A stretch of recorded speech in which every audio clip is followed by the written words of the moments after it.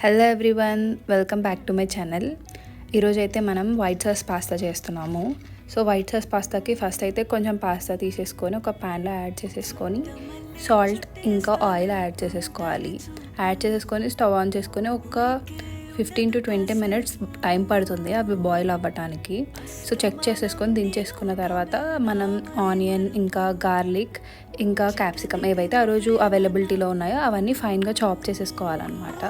So ఫైన్గా chop చేసుకున్న తర్వాత ఒక ప్యాన్ పెట్టేసుకొని బటర్ యాడ్ చేసుకోవాలి. చేసుకున్న తర్వాత ఆనియన్ ఇంకా కట్ చేసుకున్న గార్లిక్ ఇంకా క్యాప్సికమ్ యాడ్ చేసేసుకొని బాగా ఫ్రై చేసేసుకోవాలి. అది కొంచెం లైట్ బ్రౌన్ కలర్ వచ్చేంత వరకు. తర్వాత మైదా యాడ్ చేసేసుకొని సో ఫ్రై చేసుకోవాలి. చేసుకున్న తర్వాత 1 cup ఆఫ్ మిల్క్ యాడ్ చేసుకోవాలి. అది కొంచెం బాయిల్ అయిన తర్వాత మనం ఒక 2 చీజ్ స్లైసెస్, అమూల్వి చీజ్ స్లైసెస్ వస్తాయి కదా, సో అవి యాడ్ చేసుకుంటాం. చేసుకుని కొంచెం థిక్ అయ్యేంత వరకు వెయిట్ చేయాలి. తర్వాత